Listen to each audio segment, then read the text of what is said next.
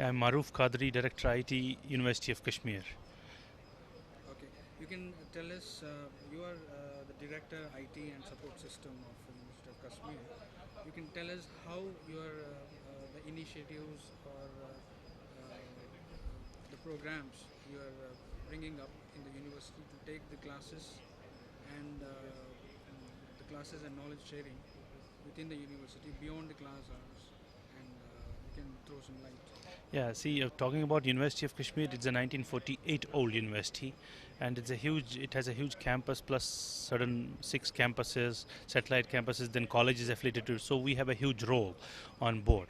So in terms of examination, in terms of student delivery system, yes, those were challenges which we took off in 2009, and then certain e-governance initiatives vis-a-vis examination reforms were conduct and post-conduct of examination affairs were e-governed by the Directorate of IT and SS. And what happened was that all UG students coming in and applying for exams, all processes went through from their respective colleges. They would not need to come down to our place and be in the long queues. Their admit cards, their form filling online, their revaluation system, the migration inter-university migration systems, all these basically were e-governed in-house by the university, vis-a-vis basically bringing transparency and efficiency in the system. So that's about e-governance of examination. Have a huge role of 2 lakh students around in UG, and then around 10 to 15,000 on PG. So there is where awards also was a concern. Post compilation of results, getting awards from different quarters was also. So we have e-awards on board where each evaluator is given access, and then they are allotted a paper for evaluation. They upload their awards from there, and then they reach directly to the examination. The compilation happens automatically.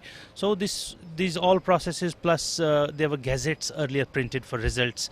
Now that is not happening because of the e-governance solutions, vis-a-vis different notification, college-wise results, everything on results. It's published online from the campus. So the gazette printing, huge number of printing material was used, so that's gone. And that then talking about certain e-governance initiatives on governance front, administrative front, we have placed in file tracking system on board, which basically helps us to locate any of the file moving in the campus, any of the proposal moving in the campus, find its location, find its current status, find its movement history, find delay reasons. So that's rolled. There are no dispatch receive registers now in the campus. Then we have e-office rolling in, that all the proposals coming in from different departments, different quarters of the campus to different administrative units are coming online through that e-office which we have basically developed. So these are the initiatives we have basically taken, and all these initiatives taken are built inside and hosted also, deployed inside in the university data center. Okay, so altogether now, since you said that it's the college, the university was established in 1970, so now altogether how many colleges are operating and how many students? There are around 155 colleges. There are 50 government affiliated colleges. The remaining are professional and private colleges. So what we have done is, there was a debate yesterday here in this convention that yes, rural areas do not have internet access. What do those students go? They have to go to the internet cafes to fill their forms, to get their activities, examination related activities. But what we did is, during our implementation of e-governance, we established an IT center in each college with an infrastructure plus a manpower. So the student does not have to pay anything. He goes to that IT center where we have around 5 to 7 computers on board, and then printing facilities also, and then the helper, the data entry operator, basically technical expert who helps them is vis-a-vis their registration, vis-a-vis their online filling. So student needs not to submit form from the internet cafe. They don't spend money on that. It's all done in the college From the and IT campus. centers, yes, absolutely. It's all borne expenditures and expenses are borne by the government or the college administration. No, vis-a-vis, they are basically borne by the university. What we have done is, basically these were the projects which we had submitted at Ministry of Information Communication Technology, Government of Delhi, Government of India, sorry. and we had got two projects. One was e-governance of examination, and then we got e-governance of administrative and other colleges. So now the scenario is that it auto generates revenue for us.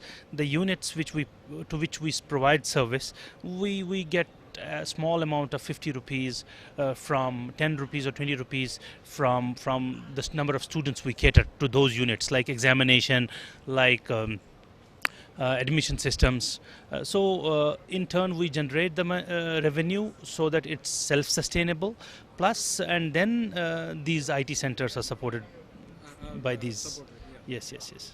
So can you tell us about, there is a general perception that in Kashmir the situation are always volatile, and how are the job opportunities, the students within the campus? Usually there are campus selection in other states. Can you throw some light on the campus selection and job opportunities for the students coming out of the colleges and universities of Kashmir? See, what happens is, first of all, the scenario or the information coming out from different quarters that Kashmir is a volatile and is not secure. No, if that be the case, then University of Kashmir would have not started the second shift. We have started from this year.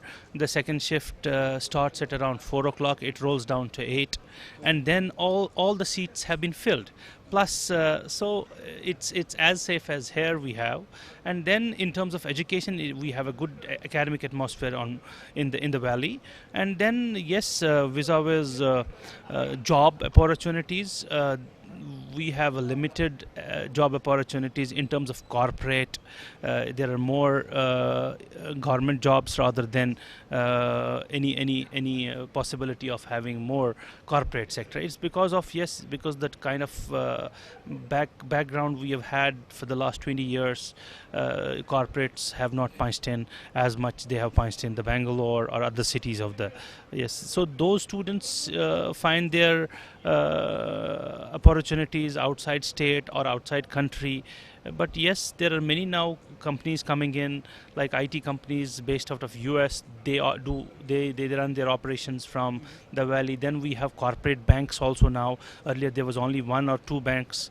They were JK Bank and State Bank. Now we have other corporate banks like Axis, HDFC, and other banks. So those also have brought in job opportunities to the locals. And now then more job opportunities in terms of telecom sector is there, because now there are already since last 8-9 years telecom operators operating. So there also job opportunities have come with, in terms of management skills, in terms of IT skills. So yes, it is coming in, and as compared to earlier 10-15 years down the lane when there were no corporate jobs are in now. Thank you, sir, throwing some light on Thank you. the Kashmir's valleys. Thank you.